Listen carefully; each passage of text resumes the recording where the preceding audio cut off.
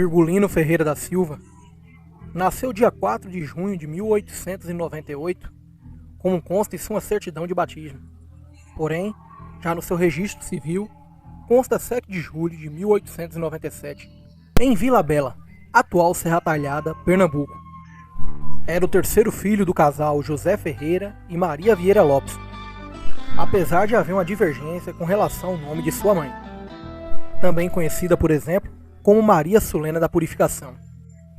O casal tiveram 9 filhos, na seguinte ordem: Antônio Ferreira, que viria a ser o cangaceiro Esperança; Levino Ferreira, que viria a ser o cangaceiro Vassoura; Virgulino Ferreira, o Lampião; Virtuosa Ferreira; João Ferreira; Angélica Ferreira; Maria Ferreira, a Dona Mocinha; Ezequiel Ferreira, que viria a ser o cangaceiro Ponto Fino; e Anália Ferreira. Sua infância não foi diferente das crianças daquela época. Brincava, desde cedo começou a trabalhar, assim como seus irmãos. Cuidava das criações do pai. Mexia com a agricultura. Com o tempo, se tornou um bom vaqueiro, aprendeu todas as tarefas. Começou a dominar a costura em todos os artigos de couro. Assim como o pai e os irmãos, viajava como amocreve, levando e vendendo mercadorias pelos sertões nordestinos. Talvez daí seu grande conhecimento daqueles terrenos hostis. Sua família, diferente da grande maioria daquela época, não era totalmente miserável. Pelo contrário, tinham terras, animais, tinham como tirar seu sustento. Virgulino e alguns de seus irmãos tiveram até aulas com o professor. Sendo assim, Lampião não era analfabeto. Gostava de escrever e criar algumas coisas. A música também fazia parte de sua vida. Dizem que tocava bem, uma sanfona de 8 baixos. Seria ele, no futuro, e seus cabras, os precursores do chachado? Dança famosa nas hostes cangaceiras. Virgulino era magro, não considerado baixo, tinha até uma boa estatura para os rapazes daquela época, daquela região. Moreno, queimado do sol. Já na infância sofria com um leucoma em seu olho direito, que no futuro viria a tirar por completo a visão deste olho.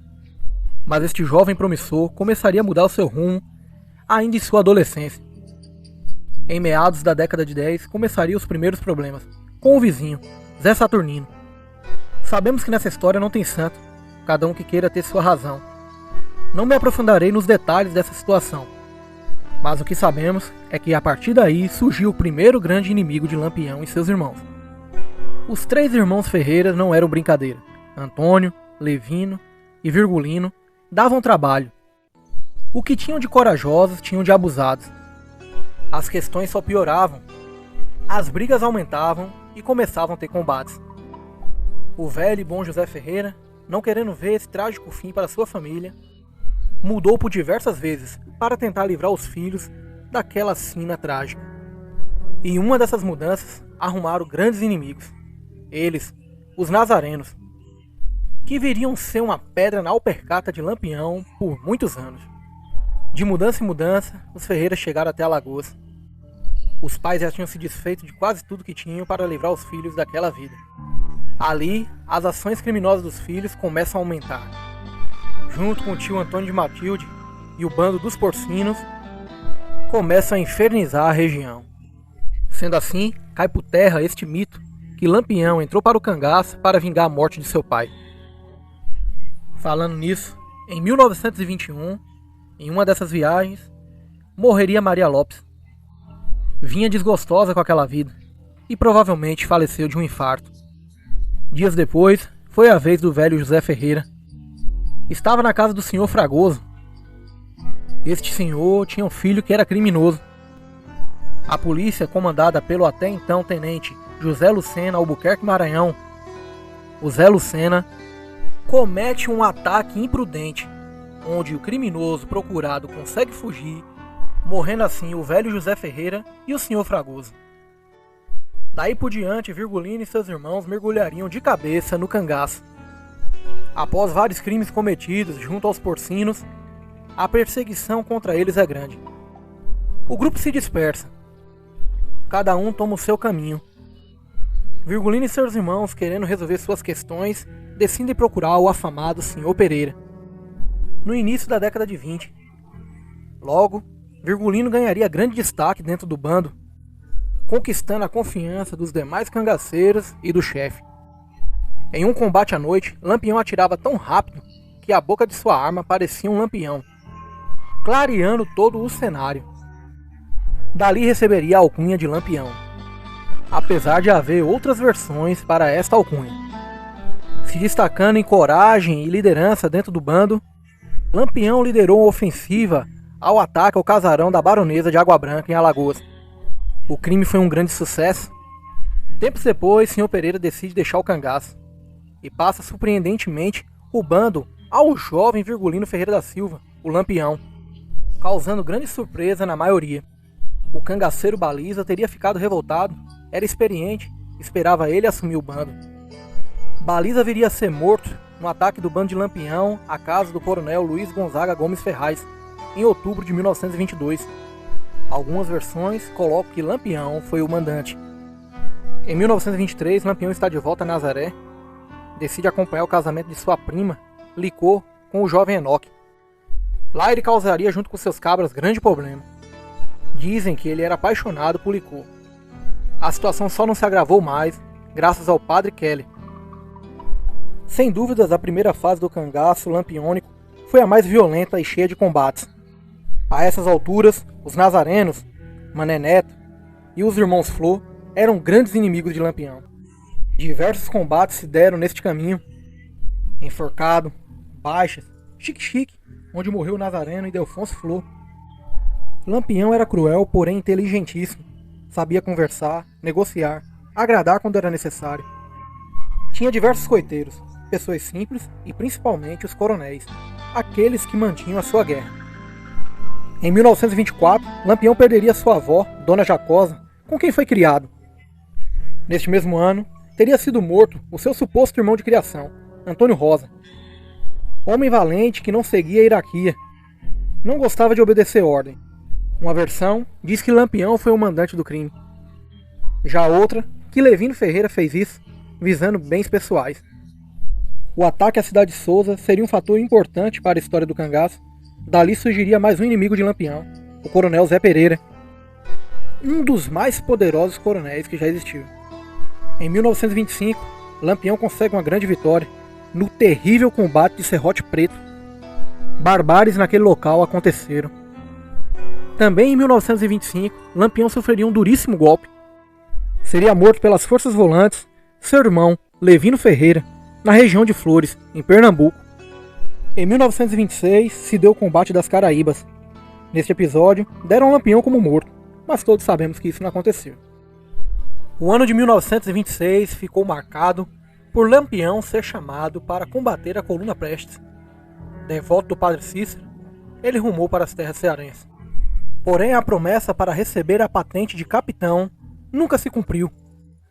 Sendo assim, Lampião volta com tudo para o cangaço.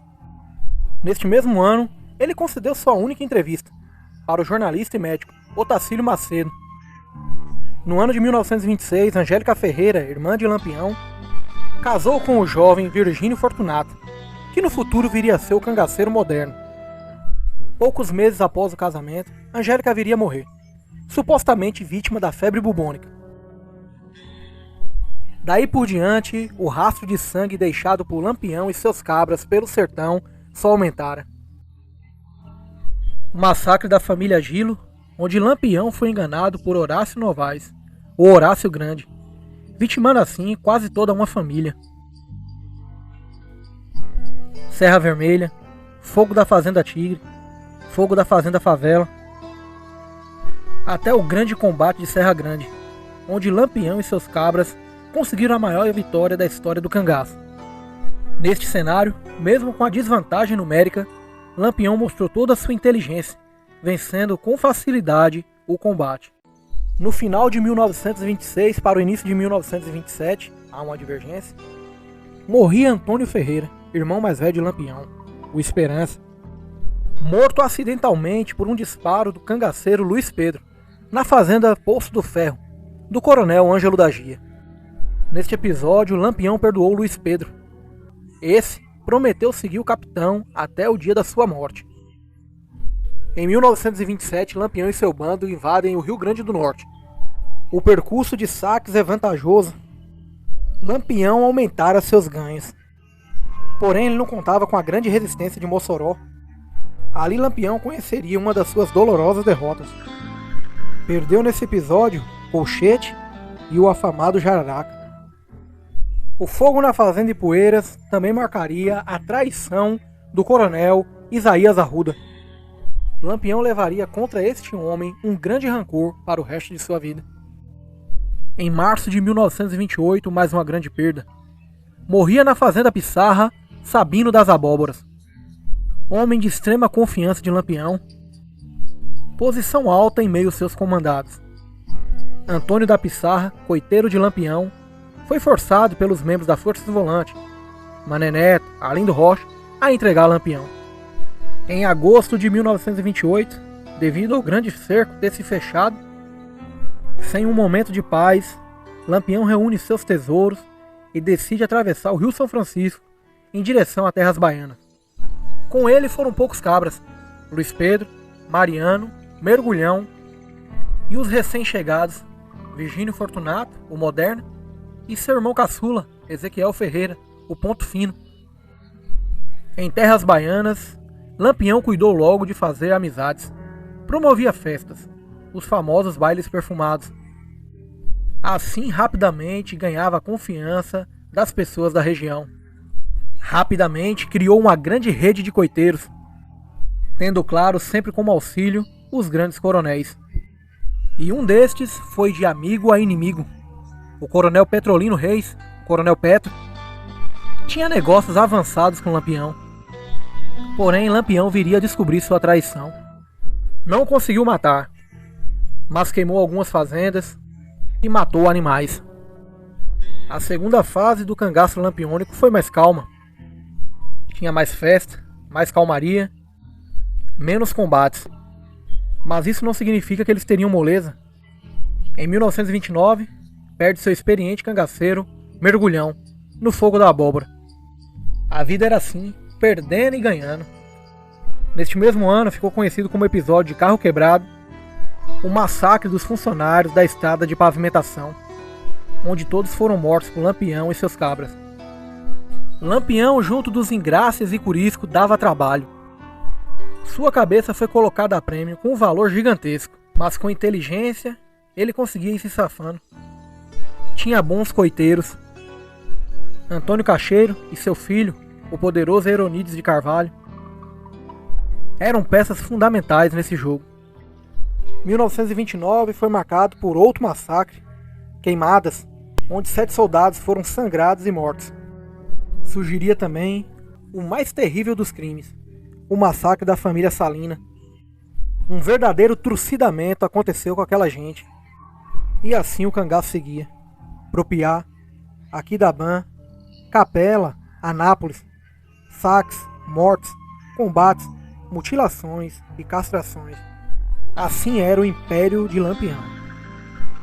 Em 1930, o coração duro de Lampião amolece por Maria de Déia, que viria a ser a Maria Bonita. Desse casal nasceria a única filha oficial do casal, Expedita Ferreira. A entrada de Maria Bonita no cangaço abriu as portas para outras mulheres. Por esses períodos surgia também de forma organizada a criação dos subgrupos, dessa vez como uma espécie de forma de empresa, onde o chefe-mor tinha os seus subalternos.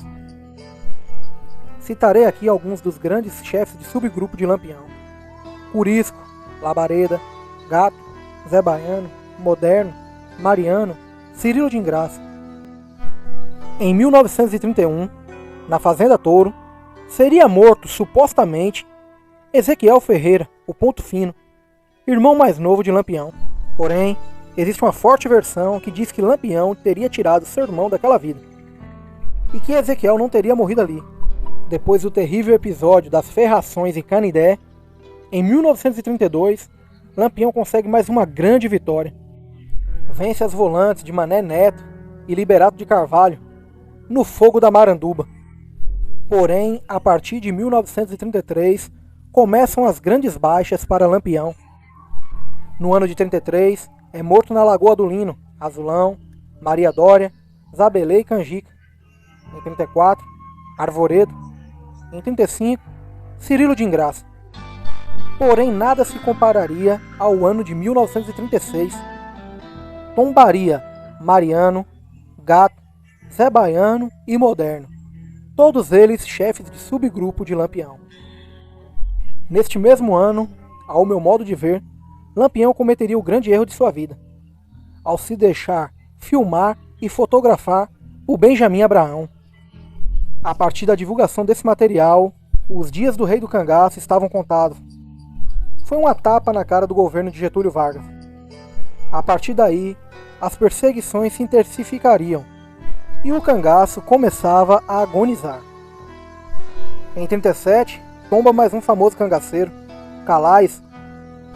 Neste mesmo ano, é dado aquele que é conhecido como o último grande combate de Lampião antes de sua morte, o combate de Domingos João, onde é morto pela volante do tenente Zé Rufino, o cangaceiro Barra Nova. Em 28 de julho de 1938, chegaria ao fim a trajetória do maior cangaceiro de todos os tempos. Acoitado na Grota do Angico, local que costumava ficar com frequência, pois achava seguro, ali ele seria traído por seu coiteiro, Pedro de Cândido, que foi obrigado, sob tortura, pela polícia, junto com seu irmão, levar as volantes até o local, para uma fatal emboscada. Vale ressaltar que o principal culpado de tudo isso foi o coiteiro Joca Bernardes, que por inveja de Pedro de Cândido, delatou o mesmo para a polícia, alertando da movimentação de cangaceiros na região e que Pedro saberia o paradeiro. A emboscada que deu cabo de Lampião foi liderada pelo até então tenente João Bezerra, com o apoio total do sargento Aniceto Rodrigues e do aspirante Chico Ferreira. Ali tombariam mortos Lampião, Maria Bonita, Luiz Pedro e mais 8 cangaceiros.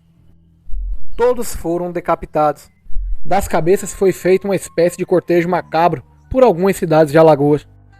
As cabeças de Lampião e Maria Bonita foram encaminhadas para o Instituto Nina Rodrigues, em Salvador, Bahia, onde ficaram expostas por mais de 30 anos.